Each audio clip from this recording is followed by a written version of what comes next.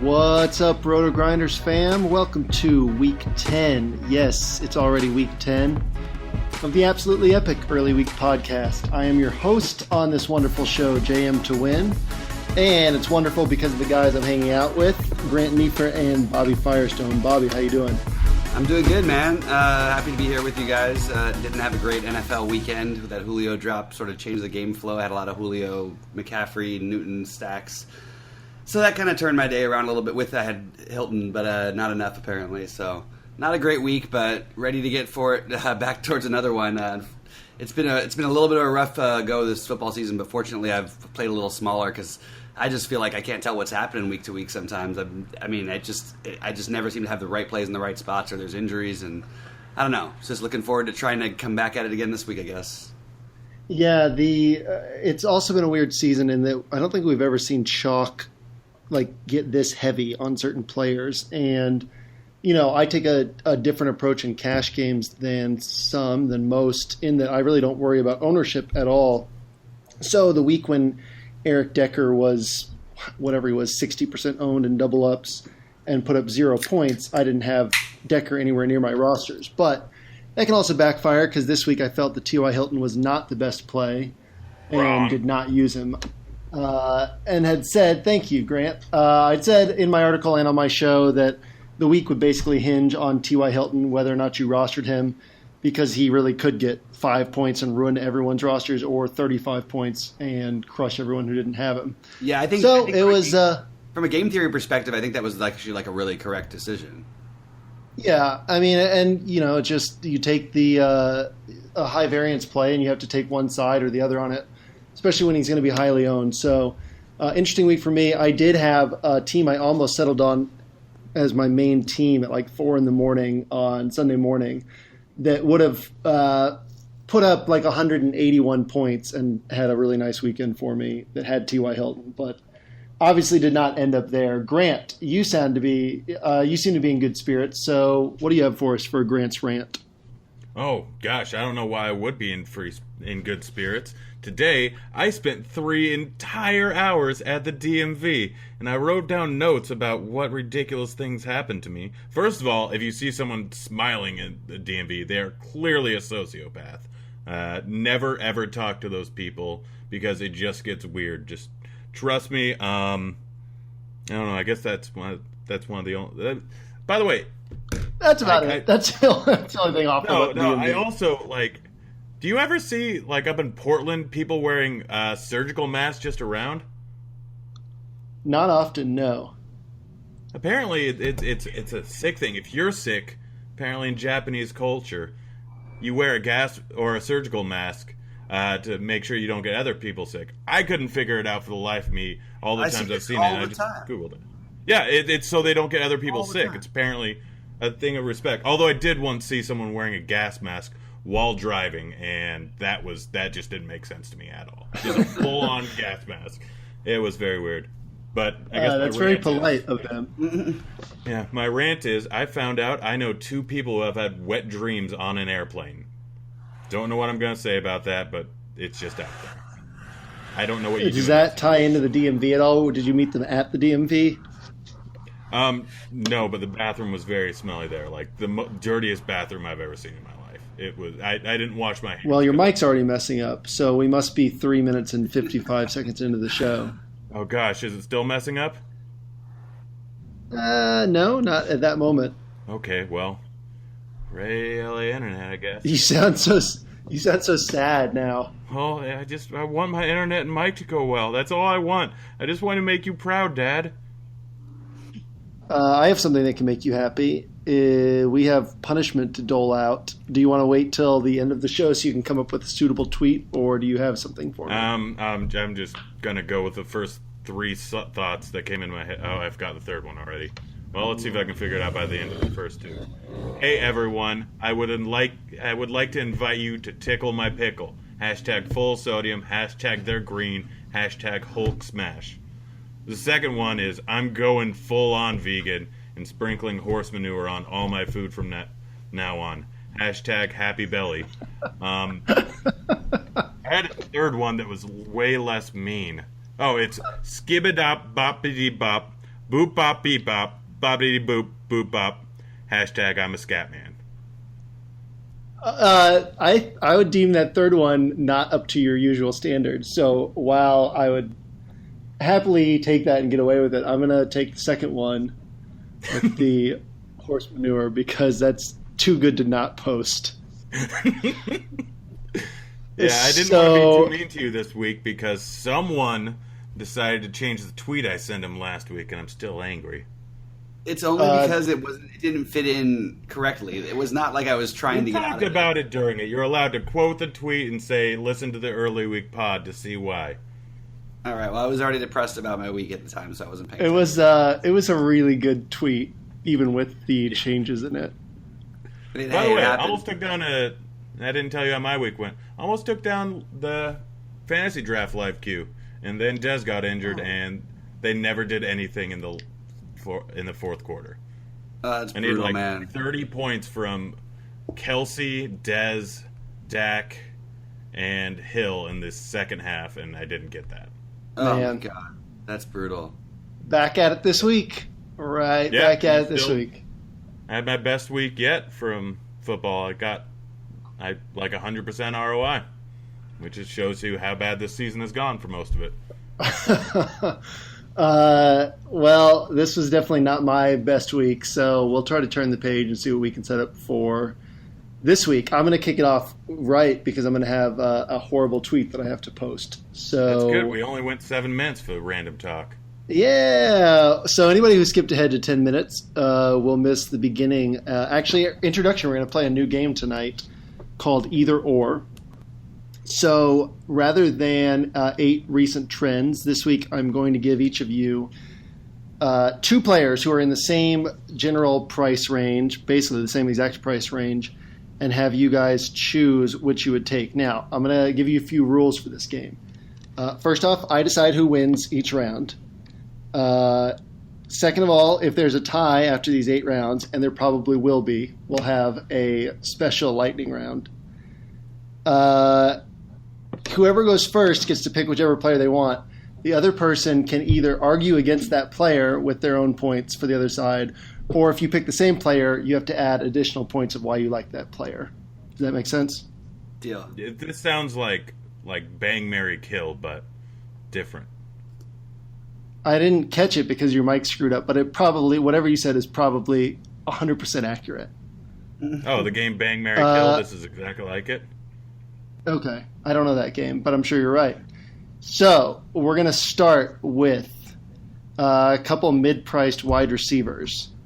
Sterling Shepard versus the 49ers, or Juju Smith-Schuster against Indianapolis. Grant, you're up first. Who do you take? I'll look at where are their prices?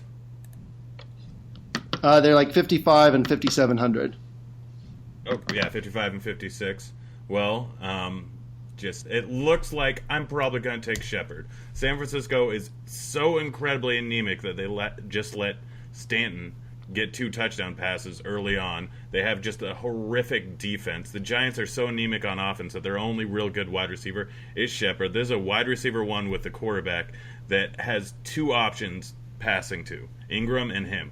He's going to get a giant volume of workload. He had 9 targets this last week. He should be more healthy now. I can't even remember how much of the injury he recovered from this last week.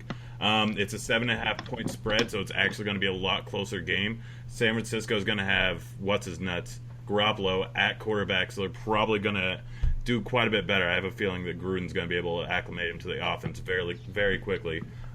Shepard's going to get more targets. There's a good chance that Bryant's back. And Indy is one of the worst teams against the rush. They're 11 points favored, so I have a very big feeling that they're just going to rush with Bell the entire time. They've been giving him 30 touches a week, and Brown is probably just going to get 12 targets, so this really doesn't leave much with Juju. Plus, Juju is going to be so much higher owned, it's going to be ridiculous. Is there a time limit on this? Because I was expecting like 9 seconds. Not really 9, but that was extraordinarily impressive. I mean, that really was. If we wanted to do a talking thing and we had a time limit, I thought it would have favored me, but that was pretty impressive. Bobby, do you wanna concede this round, or do you have? I mean, I'll concede it. I agree. I take Sterling Shepard too for a lot of Grant made a lot of good points. He's the number one receiver. The one thing that Grant didn't touch on at all is game flow. I think Pittsburgh can win this game on the ground. I don't think Smith-Schuster is anywhere near as much of a lock to see anywhere near the workload that Shepard is. Yet somehow I feel like he'll be more popular. Wait, you touched on it. We fell asleep toward the end there. Oh my goodness! I don't even get to talk on this one.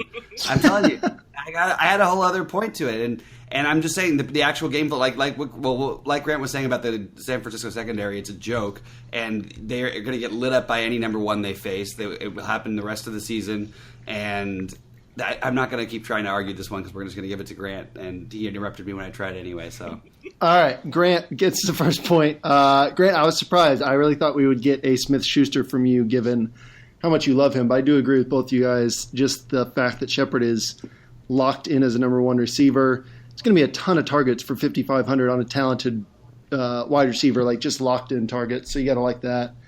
All right, Bobby, you'll get the first one this time. Then there's actually you can have the first the rest of the time. The indications right now are that Garoppolo will not start this next week and might not even start for several weeks. So.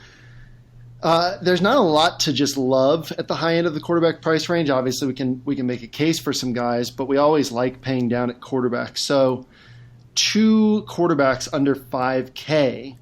One is C.J. Beathard, who doesn't sound like a great play until you factor in the fact that the 49ers run an up-tempo offense, pass a ton. His worst game this year has been 12 points, and he's playing the awful Giants pass defense. The other is Ryan Fitzpatrick stepping in for Jameis Winston on the Bucs. So, Bobby, between those two, who do you have? I know who Grant's going to take here, so I'm going to beat him to it. I'm going to take Fitzpatrick on the Bucs. I still believe that he has playmaking ability, and he still has some playmakers even without Evans on that offense. There's enough targets for him. He loves to use his tight end. I think him and Brate make a great pairing. I don't really have any faith in the Jets defense as a whole, especially the back end of it. I think that there's a lot of weaknesses here. I think this is still a spot where Tampa Bay is going to try and run their regular offense. I don't think they're going to be able to run the ball as easily as they're probably going to try early on. I think the Jets will be able to match Tampa Bay. I actually really like this as a game stack. I think that it makes a lot more sense. I don't really have any interest in playing Beathard. I understand it. I just don't think the ceiling is really necessarily there. I think he's really bad, personally, and watching him play might be biased, making my opinion a little bit biased.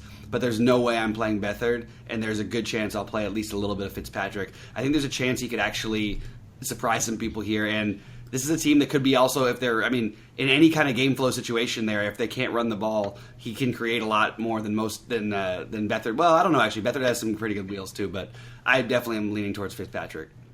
So, Bobby, saying all that, I take it that if Evans does get his suspension overturned, you'll have serious interest in Fitzpatrick this week?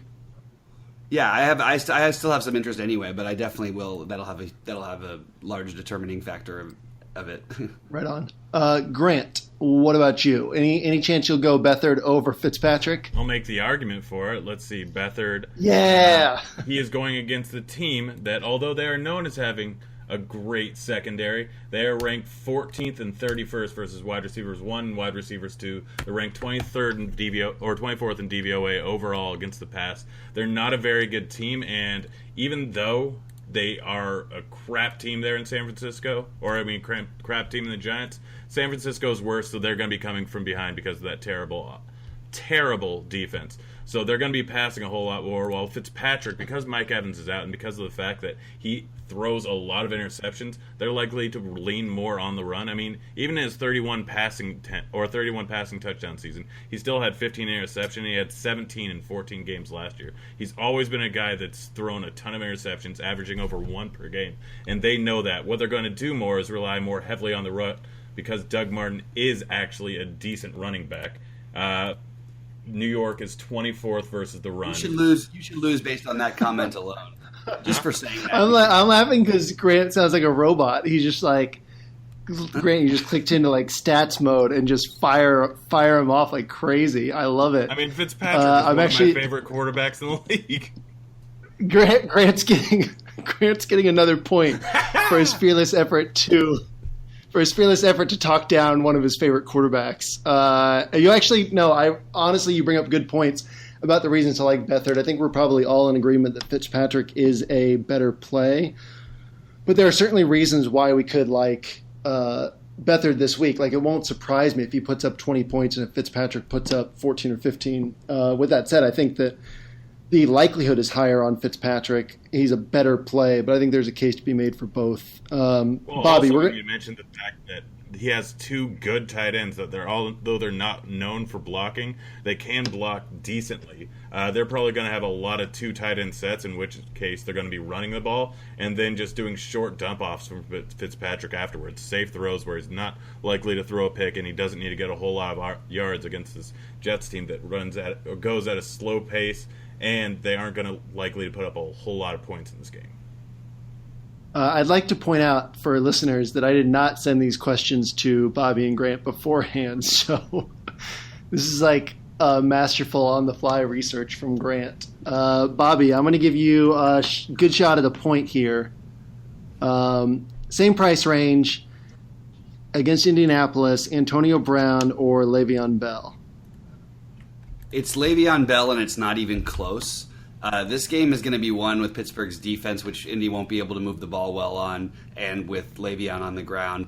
We know Roethlisberger isn't as good on the road. I'm not going to make that whole argument because I'm tired of it. Bell is a monster. He should have 30-plus carries if it even matters at that point, if he's still in the game. I think Pittsburgh absolutely routs Indy in this matchup. I could see Brown getting a lot of work early, but I think Bell throughout the course of the game is the safer play with more upside. I don't even think it's even worth comparing. I just think he's the guy I'm going to ride in this spot. I still think Brown is a fine play. I think you can play them both if you want to together. They're going to go nuts in this spot. I think they're going to just destroy this Indy team. But I think it's going to be mostly Bell that does the work. Indy can't stop anybody on the ground or in the air. The truth is that Bell can beat you both ways, so I'm good with Bell. We've seen his workload, his increase. He's got, what does he have, almost 27 plus touches in every game after that first, or 25 plus touches in every game after that first game. I guess he had one was against the Bears, was 22. But I think it's Bell by a long shot. I don't think it's even close. Bell is definitely the guy I'm going with. All right, I like it. Grant, what do you have for us? Brown at probably about, let's say a fifth of the ownership, maybe less. No. I highly disagree. Every single person's going to play Bell this weekend. It's you don't realize that there's so many cash game teams out there that are entered into GPPs that they cause high upside, very safe running backs to just get drastically higher ownership. I can guarantee that people aren't going to be on Brown nearly as much, but he has seen 10 targets in every single game this season, but one, which was against Baltimore. Even if they are blowing a team out, Brown is likely to receive a good amount of targets. He's in for a decent amount of touchdown regression in the fact that he's going to get a lot more. He only has 3 on the season with a total of 94 targets, a lot of which have been in the red zone and a lot of which he hasn't caught. He has had bad matchups for a significant portion of the season. He's gone against Jacksonville, Baltimore, Minnesota. All these teams are great versus wide receiver ones, and now he gets a matchup versus someone terrible who they actually have 61% of the targets, which is the third highest portion in the league, going to the wide receivers. The majority of those are going to wide receiver ones. Ding, ding, ding, ding, ding.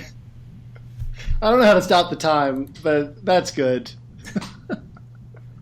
I feel like, Grant, you could just go all day. Like, we could start talking about games from 1977, and you would have statistics that you'd be pulling out of why a certain player succeeded there. I'm extraordinarily impressed with this. But you still don't win that round because Bobby's correct. Le'Veon Bell is the better play. So. Yeah, no, he's absolutely right. You play Bell, but there are some advantages in like a milli maker in avoiding Bell and taking Brown. I definitely agree that but it's not going to be 5-1. It's going to be something like 2-1, 2.5-1. I think Brown's going to be we're popular going to too. see him under 10% this week because of the way that a lot of roster construction is going to go out. There are too many mid-priced wide receivers that are great. We got Hilton. We got Funchess. Well, and Miami. We got Juju, Sterling. Think about that teams have disappointed against the Colts the last couple of weeks. I mean, not Houston, because nobody was rostering those guys, but the week before, AJ Green, everybody was on him. Like, I could see people not wanting to pay $9,500 for Antonio Brown. because, they paid up $8,600 for AJ Green a couple of weeks ago, and they're like, well, I don't want to do that again. I mean, I think that 10% is fair, but I think it's fairly accurate that he'll be under 10%, or in that range with Le'Veon Bell maybe at like 25 or 30. I don't think we'll see 5-1, but definitely much higher ownership. But yeah, I mean, I think that we all agree Le'Veon Bell is the better play, but there's definitely reasons to consider Brown, especially in tournaments.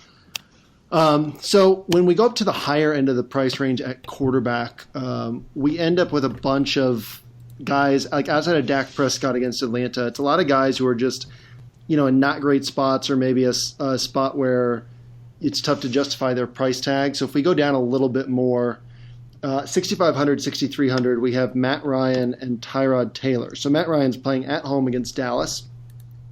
Tyrod Taylor's playing at home against New Orleans. So obviously New Orleans has a better pass defense than they have in the past, but we still expect them to score some points. Tyrod Taylor will be running the ball, which adds to his floor. I think it's a really interesting discussion between Matt Ryan and Tyrod Taylor.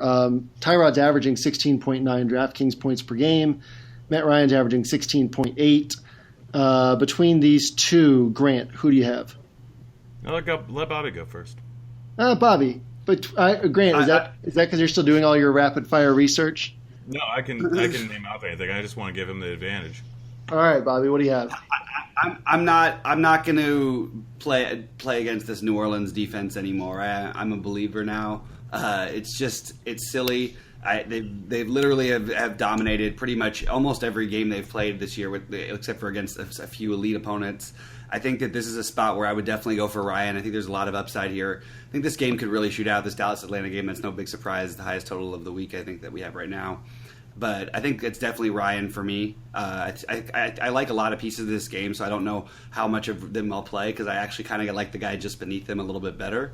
But I'm taking Ryan over Taylor. I feel like Taylor is still safe to have a decent game, but I'm not going to mess with this New Orleans defense, and I way, way, way prefer the upside that Ryan offers. I don't see Taylor having it in this matchup against this New Orleans D. I don't think it's really that comparable. Probably not going to play either of them a ton, but if I do, it's going to be Ryan. When you say the guy right below that, do you mean Josh McCown? That's who I mean. Wow, I like it. Grant, what do you have? Well, Matt Ryan is going up against a Dallas team that just faced a semi-similar team in the Chiefs. Alex Smith did not do well in that game outside of a Tyreek, just ridiculous thing that happened. If you didn't see it, go watch it. But they can shut down Julio a little bit, which they're not even throwing that much to Julio anymore outside this last week. But in any case, Tyrod, New Orleans gave up, 38 rushing yards to an injured Winston and Ryan Fitzpatrick rushing in this game. He's going to be heavily involved. New Orleans isn't great at guarding the running back out of the passing game. They're just mediocre at. Mostly what they're good at is shutting down wide receivers 1 and 2, which is not a concern at all for Buffalo because their wide receivers are terrible, although they are coming into their own right as of their last game. Last week we saw Tyrod Taylor not throw as much to McCoy, so he's going to have a whole lot more of a safety net there. From a strictly upside perspective for fantasy, Tyrod is going to be dumping off the ball enough to McCoy, and he can do enough in the open field where he could potentially get a lot more points. Plus, he has the upside to actually run one in. Matt Ryan's going to end up with 15 points this week, if that. And because of Tyrod Taylor's ability to run against this team that isn't that great against rushing quarterbacks, he has way more upside, and I think he has a safer floor. I think it's ridiculous to say that Atlanta and Kansas City are similar teams. I have no idea where that comes from. They're completely different. They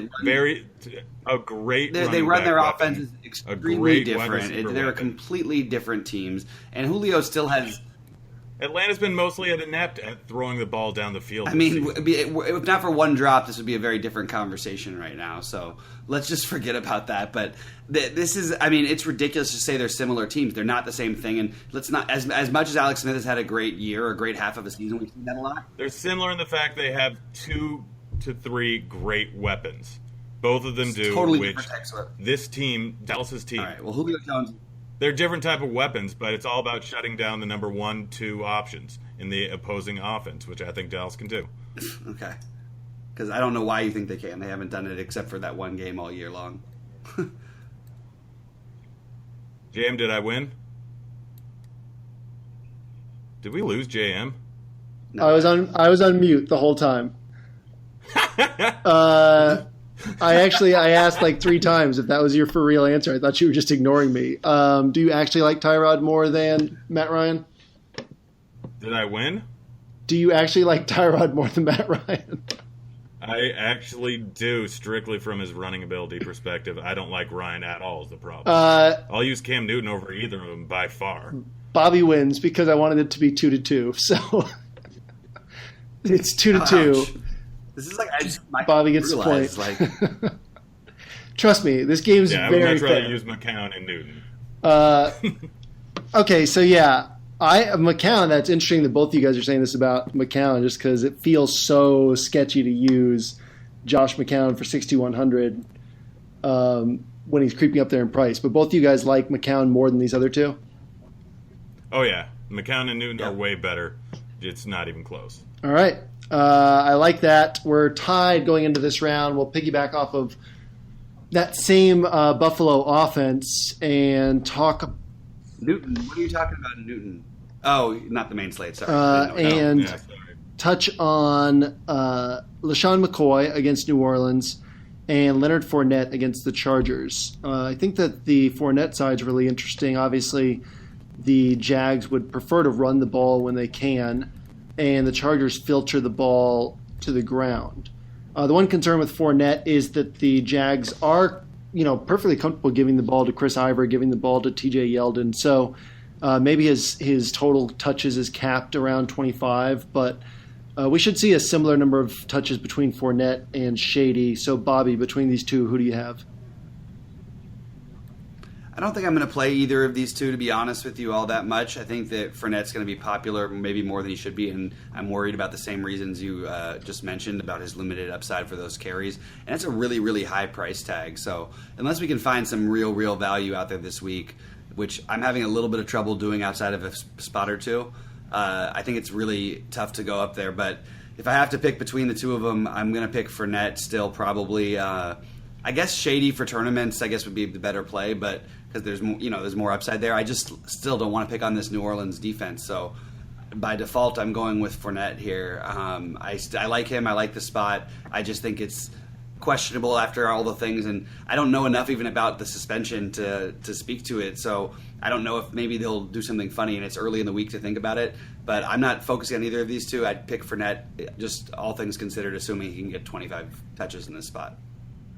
Right on. Also worth noting, you brought up workload concerns. I brought up workload concerns.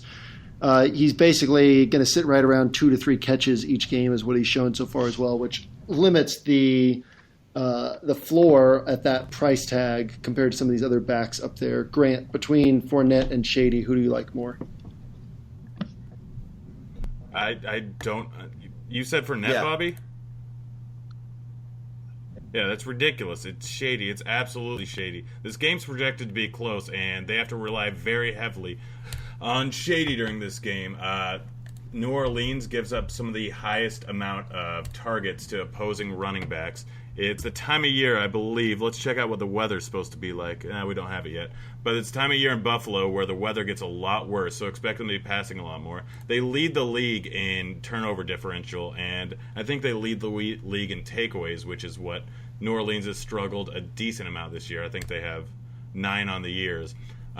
So I could easily see this game being one of those where Breeze very much struggles, and they're giving away the ball quite a bit. They're not going to be on the field that much, and Buffalo's just going to be pounding the ball and dumping it off to Shady the entire time. It's not even close. You don't know what's happening with this entire situation with Fournette. They actually had a whole lot of Ivory the weeks beforehand, and I think with the way Yeldon's been handling things, he's going to get more heavy into the mix. It's shady and it's not close. When does Breeze ever not move the chains? What? That's what you're saying. They're not going to stay on the field. That's about this. Really, this year against Miami.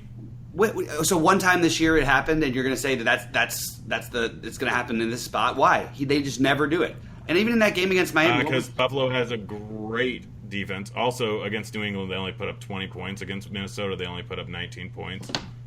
How many first downs did they have in that game against Miami? And what are you talking? They won that game 20-0. The game script is. So you're saying that It's confusing. He was entirely inept. Did you watch the first half? The first half was absolutely terrible. Drew Brees probably had, close to 100 yards. They didn't actually start to do anything in the second half. And the only reason he moved the chains, he was amazing the whole game. I think he had one incompletion at halftime. You weren't watching the game. You're looking at it from just strictly. You watched one incompletion at halftime. They had 3 points. They had 3 points at halftime against an atrocious Miami D. 5 weeks ago. Why are we even talking about this game? One specific game 5 weeks ago about a player that we're not even talking about. And you said the weather is bad, so they're going to be passing it more. I have no idea if that was a misspoken thing or if you actually meant that. That doesn't make a lot of sense. And then you argued why Drew Brees couldn't throw the ball. So I felt like you were contradicting yourself a lot.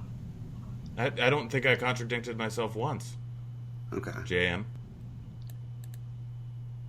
Bobby gets the point. Really? Man. You really think Fournette's a better play? That's ridiculous. So you guys have been wanting for a while to do a show format where we argue more. Are you guys enjoying it? I am. I don't know if the listeners are, but I think it's fun. We'll see how it goes. Hey, guys, if you're listening right now and you like it, leave a comment in the comment section. If you think we're absolutely stupid, leave a comment saying we're stupid and this is terrible. There you go. We caught the end of that. Your internet didn't cut out while you were saying that part, too. Biscuit. I can see some comments coming. I'm going to try something. We'll see if I'm back. So you guys have been wanting for a while to do a show format where we argue more. Are you guys enjoying it? I am. I don't know if the listeners are, but I think it's fun. Yeah, listeners. We'll see how it goes. Hey, guys, if you're listening right now and you like it, leave a comment in the comment section. If you think we're absolutely stupid, leave a comment saying we're stupid and this is terrible. There you go. We caught the end of that. Your internet didn't cut out while you were saying that part, too. I can see some comments coming. All right. I'm going to try something. We'll see if I'm back. All right. Great. We'll see what happens. Next topic. This is one for Bobby to get his fourth point. Bobby, Keenan Allen versus Jacksonville. His price has plunged because he's had a couple down games, but more than that because players are just getting priced down against Jacksonville.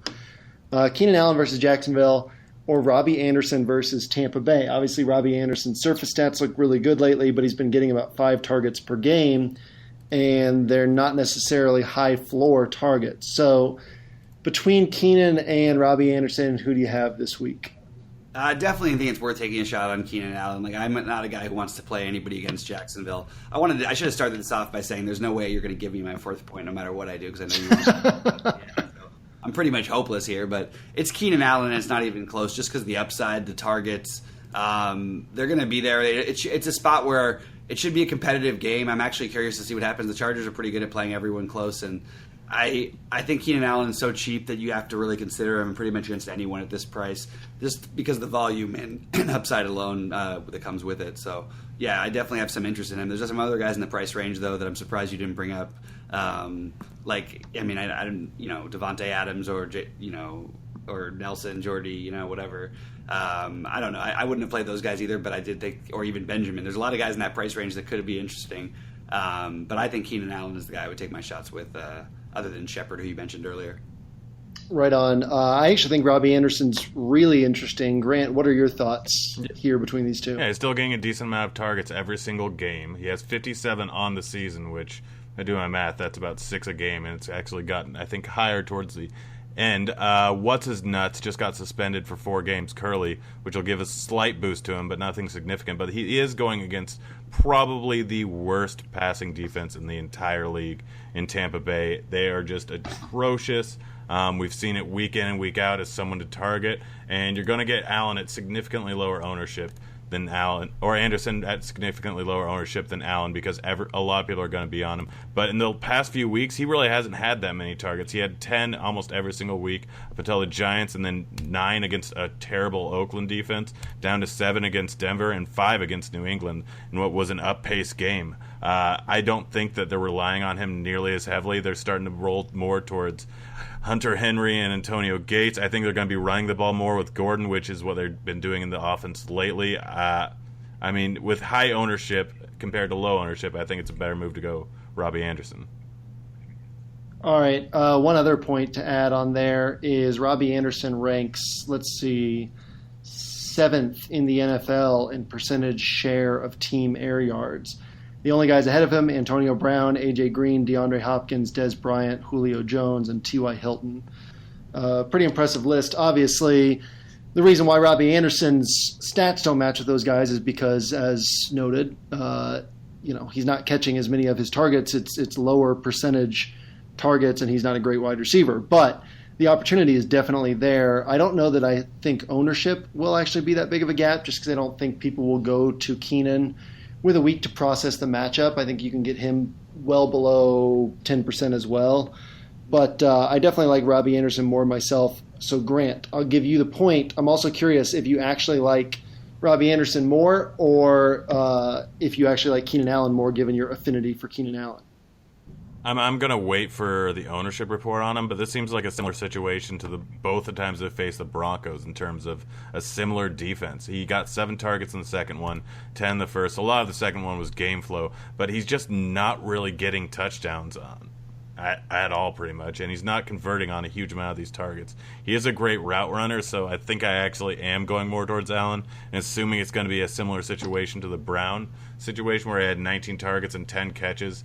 Just they're honestly a little bit similar wide receivers. I mean, Keenan Allen's a bit worse, but they're both great route runners, so I'd probably tend to lean a little bit towards Allen, assuming he has lower ownership than I think he's going to. Bobby, if ownership projects to be about the same, does that sway anything for you, or would you still lean toward Keenan Allen in that situation? I would lean towards Keenan Allen, and I could have taken Robbie Anderson with just the reason I'd be afraid Keenan Allen will punch Ramsey in the face.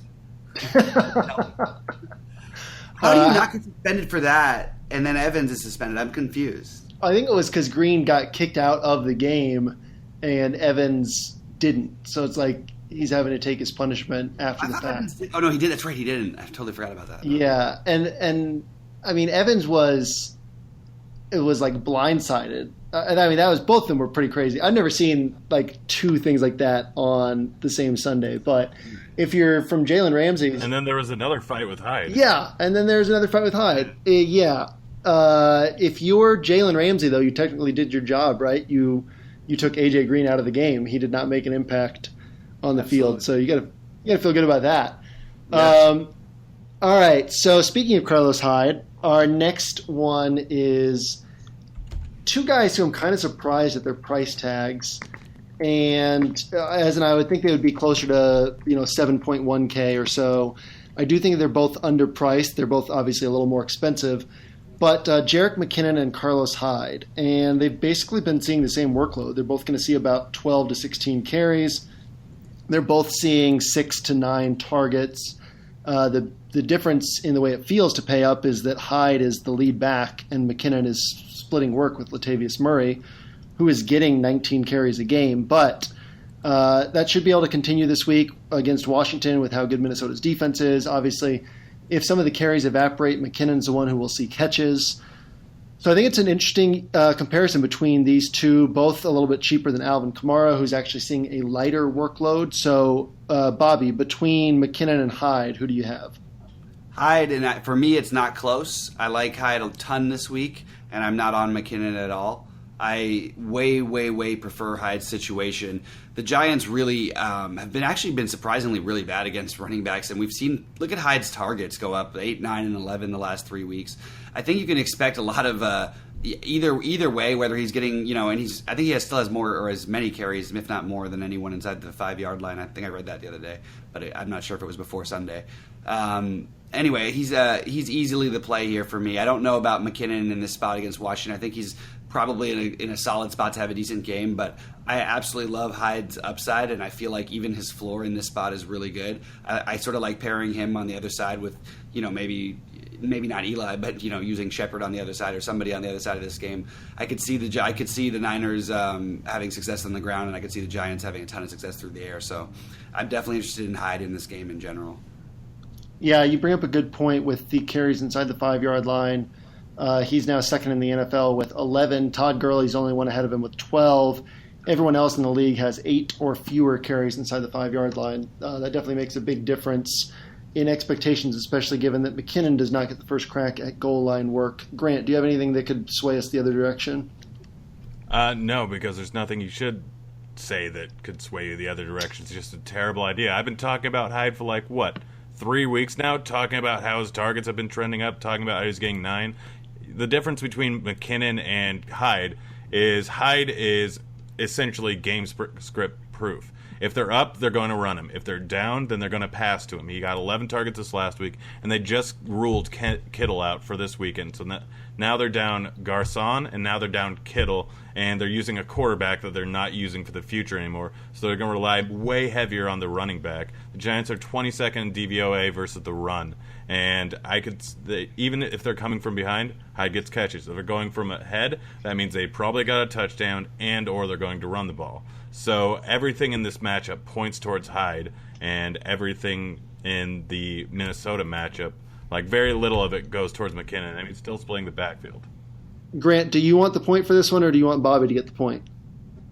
I think I should get the point because I've been talking about Hyde being great for weeks. All right, you get the point, but then Bobby's going to win the next point. So your internet's been out half the time while you were talking about it, so I should get all the points. I think it's still recording. The program is still recording it on my end, so people at least hear it, I think. Really? That would be... I hope. Yeah, who knows? I could hear most of what you said that time. Every day, man. Every day. Yeah, ever since week 5, when I paid $900 more for Carlos Hyde than Melvin Gordon against the Giants, and that was the week that Hyde got basically benched for most of the game. Ever since then, I've been a bit scarred, and I've been frightened to go back. But definitely a tremendous spot and tremendous price tag on Carlos Hyde this week. So Grant has a 4-3 lead as we go into the last question, and this is... Oh, I didn't realize that. You can have it, Bobby. The 2 highest priced wide receivers below Antonio Brown. Julio Jones against Dallas and A.J. Green at Tennessee. Obviously, playing at home is a good spot for Julio. Playing against Dallas is a good spot. A.J. Green's stats are significantly better on the road. Tennessee has a poor secondary. So, Bobby, between these two, who do you have? Well, we have to know whether Julio can walk first. That was pretty... Assuming healthy. Assuming health. And that's another issue is... I assume he'll play health. I assume he'll play. I don't think he's going to play healthy. But even still, I'm taking A.J. Green, and I know that's a shocker because I'm the biggest Julio lover of them all. But I'm also the biggest Tennessee secondary hater of them all. Tennessee's gotten away with some really, really soft cake matchups, and I think that this is a great spot to take Green. I would love to play both of them, to be honest with you, assuming Julio is healthy, and put my receivers out like that. I think that's a really, really, really, really high upside play on both their parts. And I'm also curious where the ownership's going to land because the pricing is pretty tight this week, so I don't know where it's going to end up. I know they'll probably obviously garner some decent ownership, but I don't know exactly how high it'll be. I don't agree with anyone who is going to talk about fading Julio in general going for the guy almost just had the best week of anybody in the NFL. He still had 12 targets. People have got to chill on some of this stuff. I mean, he deserves whatever he gets for dropping that ball, but that's it. This guy is not. He's still one of the top 3 receivers, the number 2 receiver in the NFL, in my opinion. I just like A.J. Green in this spot much better against the Tennessee defense that I have been trying to target against all year. They just keep getting these really, really, really, really bad matchups to target against. Grant, any chance you can swing us toward Julio Jones in this spot? Yeah, he's finally getting a much more significant workload. They finally realized that they need to be targeting him more, and it's worked out, or it's happened in the last few weeks. I mean, they had a lead on the Jets, so he had 6 targets in that game, but New England and Carolina, he had 13 and 12 targets. They realized that they need to make him the focal point of this offense. He's been injured throughout his entire career, and he's still put up ridiculous games every once in a while when he's injured. And I think it's, an ankle sprain, right? It's lower leg injury. It's like his entire lower leg, I think. He looked like he could barely walk at the end of the game. Hip, calf, ankle, whatever. So we're assuming fully healthy here. I mean, Dallas is 25th in DVOA to the wide receiver. They have one of the highest target percentages to wide receivers in the league. We saw how they handled Tyreek Hill's little Hail Mary, which is what they called it, which I thought was a humorous pun. I'm going to get this point regardless, or Bobby is, I don't know. It's going to be tied after this no matter what, because that's apparently what we decide. But he's getting significantly more targets. There's still a chance maybe that A.J. Green could get suspended. I did jazz hands during that. But he just has a better matchup. He's going to get lower ownership because of the injury worries. It's supposed to be a closer game with Atlanta and Dallas. And look at DVOA. Get every single aspect, Tennessee ranks better than Dallas does. And a lot of that has to do with the fact that they've gotten a lot better in recent weeks. No, they haven't. Dave, let me read their last opponents to you just to prove this. They played Baltimore, Cleveland, Indianapolis, Miami. That's how they got better. That's how you get better in football. You play those teams, all of a sudden your pass defense looks awesome unless you're the Raiders. That's ridiculous. They've had look at the teams they've actually faced. The number one receivers they've actually faced that are actually worth anything in the NFL. They had Doug Baldwin, who went completely nuts. I think he had 30 again. What did he have against them? I don't remember exactly what it was. I know he had a good game. DeAndre Hopkins had 29.5 or 29 point something against them. Those are the number ones against them so far. You are going to get lit up in this spot by A.J. Green. It's not even close. It's a landslide in my opinion. I got 98 yards from Jeremy Maclin on my main team this last week. I said Jeremy Maclin. Oh, sorry. I thought it was on this show, man. I couldn't remember if it was on this show or not. I thought I said it on some show with Grant. I couldn't remember which one it was. Well, Bobby gets a point for sheer feistiness. I do think that A.J. Green is the better play, but obviously would not surprise me. Like Bobby said, we'd love to have both these guys if you could. It would not surprise me if both of them went off for a big game. I do think that there's merit to fading Le'Veon Bell in a tournament and paying up at wide receiver, similar to what Cal did the week he won the Millie Maker, where just a lot of these higher-priced receivers are going to be lower owned because people are looking at running back. I think that Bell is a better play, but looking at game theory and all that, there's still a strong chance these wide receivers could put up 25 to 30, that maybe Bell only puts up 17 or 18. So I do think that all of these high-priced guys are viable, which brings us to a lightning round. And Grant, you get the advantage of going first here because this tilts in your favor, and this is a celebrity dating question. Would you rather date George Clooney or John Goodman? Grant, let's hear it. John Goodman is a terrible person in real life, I've heard. I've heard he's not fantastic. Clooney isn't either, but he seems to finally have settled down and stopped being just a complete playboy. I mean, he's married now, isn't he? Right? He's incredibly handsome. You get the fact that you can say that you are dating who was named the sexiest man alive, I think more than once. It's not even a question. John Goodman may be jolly and funny, but it's George Clooney. Not even close. Bobby. It's so George Clooney, it's not even close for none of the reasons that you mentioned at all. It's absolutely ridiculous that you would state. First of all, I don't know about their personality, John Goodman's personality too well, but I do know that George Clooney, I have no problem with him as a person. Why is he just considered a bad person who's finally settled down and now all of a sudden he's good because he's married? What is this? This is not 1937. What is the matter with you? He settled down and be married. No. I'm saying he was a playboy. He's a guy that he wouldn't be great to date because you don't know if you're going to be dumped at any given time, or you don't know if he's going to be going after other women on side. You don't know what's going to happen. You can obviously not worry about that with John Goodman, but now that he's ready to commit to things, then it's a completely different situation. It's not that he's a bad person. It's that you're not sure he's going to commit to you. And now you know he has that capability.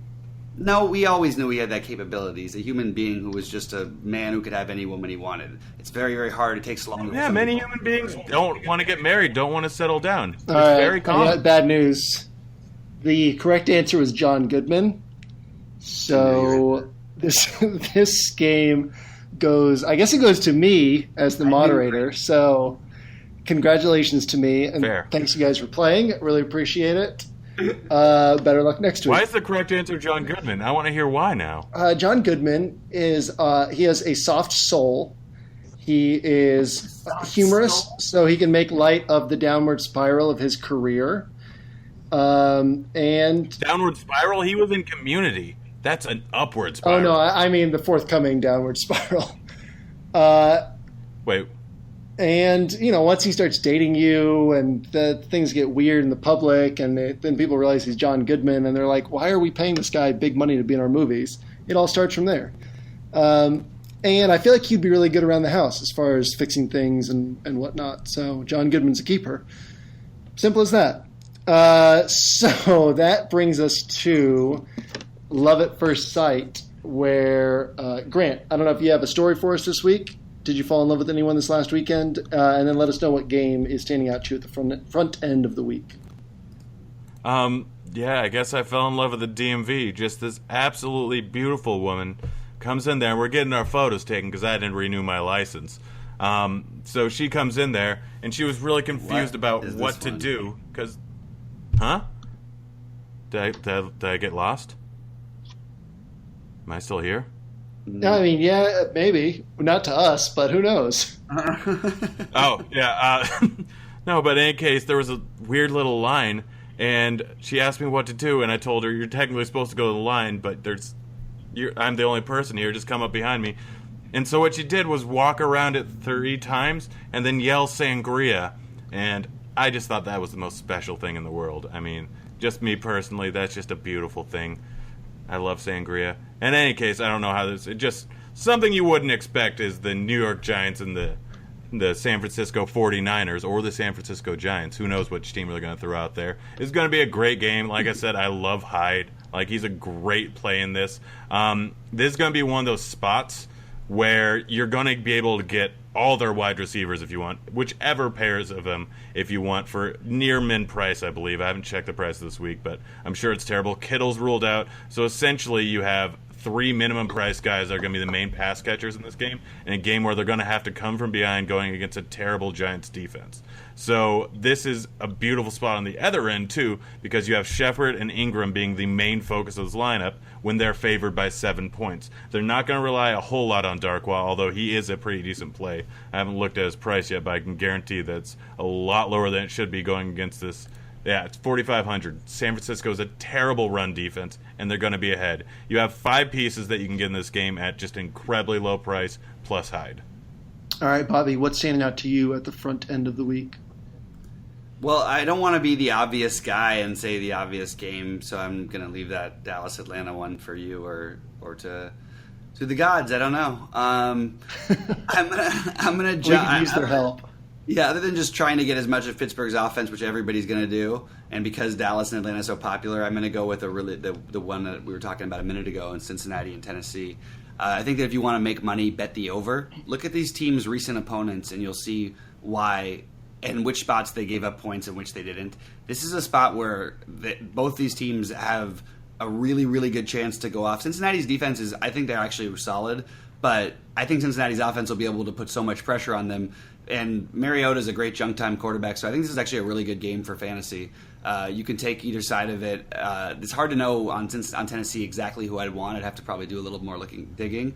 But obviously A.J. Green, Dalton, Mariota, and depending on, I guess you got to depend on Walker's health and then whether you want to play Matthews or not. I don't know if you want to go there exactly, but this is a game I could see there definitely being some upside in. And also, I think that even in a seemingly bad spot against a pretty good run defense, maybe Mixon breaks out one of these days, and I'm willing to give him another shot probably in this spot just because I'm looking to save and pay up a receiver like you mentioned earlier. Man, yeah, the workload is there for Mixon. It's just a matter of time, you'd think, until he hits. I mean, look, on this week's slate, we have Houston and the LA Rams at 46.5, but the Rams are 12-point favorites, so an absolute blowout. Pittsburgh and Indy at 44.5, but Pittsburgh is a 10-point favorite. Another absolute blowout. Everything else basically is 42 points or below, except for Dallas and Atlanta. So it's no secret that that's the place people are going to look. It's no secret that these 2 teams heading up the blowouts are the other 2 places to really look. So I think it's cool to touch on these lower priced, lower total games. I think that another one is the Jets and the Buccaneers. It's a game that we touched on earlier, but basically just the Jets are going to have success through the air. It's weird to target Josh McCown. It's weird to target Matt Forte and Robbie Anderson. But against Tampa, the Jets are going to have success. And then this will turn it over to Tampa side where Ryan Fitzpatrick will have to get a little more aggressive. I think that the Bucs will go a lot of 2 tight end with O.J. Howard and Cameron Brate. I think that Fitzpatrick will use both of them pretty heavily. So I think that both guys will be viable this week. I think Deshaun Jackson will have some opportunities for big plays. And I just think it's a spot where it wouldn't surprise me if there are some very fantasy usable pieces, especially when we factor in price. Definitely not a game we're all going out of our way to target with Atlanta and Dallas on the board, but definitely a spot where I think we can get some good stuff. That brings us to bold calls, which we could definitely pull some stuff from our either ors earlier, but I don't know. Where do you guys think we should go this week? We could go mid-price quarterbacks. We could go mid-price running backs. We can go. Quarterbacks don't matter. Oh yeah. Clearly, we could do bold calls on whether or not quarterbacks matter. You know what I mean. They're all going to end up bunched up in the same range. Oh yeah, kind of like Goff going off of 33 this week and all the other guys. You didn't need him to win. You could have won without him. I'm just saying. Anyway, let's get on to a position that matters. How about that? Bobby, you want to pick the position? I don't pick care the position and price range. I think it should be one that matters. I think we spend way too much time in DFS in the world talking about quarterbacks. Bobby, pick a position and a price range, blind. No, I want Grant to pick it. I want Grant to pick it and pick his guy. All right, Grant, blind, pick a position and a price range. Go. Let's go. I haven't looked at this. Let's go mid-range tight ends. Mid-range as in what? 4K to 6K? 4,000. Oh my God, that's a low end tight end. They priced him up more. Okay. All right, let's go 3.5 to 4.5. No, that's not great either. There's not many people on this slate. Oh gosh, this is terrible. All right, we're not going tight ends. Let's do mid-price wide receivers. All right, mid-price. What does that mean? 5 to 7K. All right, and we'll take Sterling Shepard out. Are you guys good with that? Yeah. All right. All right, I'm going to take Robbie Anderson. All right, Bobby, go ahead. Wait, we're talking about what's the price range again? Sorry, one more time. 5 to 7K wide receiver, point per dollar. 5 to 7K. I can't go below 5K, huh? Wow, I've got it's not a bold one, but he hasn't done it yet. Shoot, I had my guy was beneath 5K. If you want to go lower, I'll go Marquise Lee. Okay, I like that call a little bit. But if we went below 5K, then I really like Deshaun also, but I don't think that's bold. So, you know what? My guy was actually I was looking at a different thing. All right, I'm gonna go back for my. This sucks. I really wish I would have thought about this one a little more. I'm going to go back to Keenan Allen just based on past history workload. I think that there's a chance for a big game just based on the price alone. Of everybody in this range, you could make a good argument for Hilton, too, at home, even though I trust Pittsburgh's defense. So I don't feel great about it. I don't really feel good about making this bold call because I don't feel that bold about it. But I do think Keenan Allen is likely to have a solid game and, probably 3x to 4x his value for his price and has upside even on that. Perfect. I'll take Robbie Anderson against it then, and then Grant takes Marquise Lee. I'll go Jordy Nelson. Okay, Jordy Nelson. Yeah. I like it. We're all there.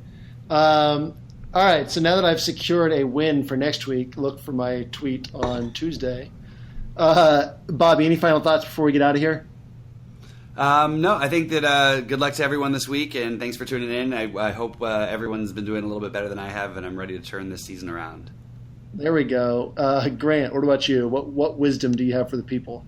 I looked under my couch today and found a wedding invite envelope from 2.5 years ago. Clean under your couches more often. It's a very dirty place, and you don't know what you might find there. From the resident George Clooney of our bunch, someday Grant will settle down with a fine lady who will help him look after himself. For Grant, for Bobby, I'm JMToWin. Thanks for hanging out. We'll see you back here next week. Same time, same place. We'll see you at the top of the leaderboards this weekend.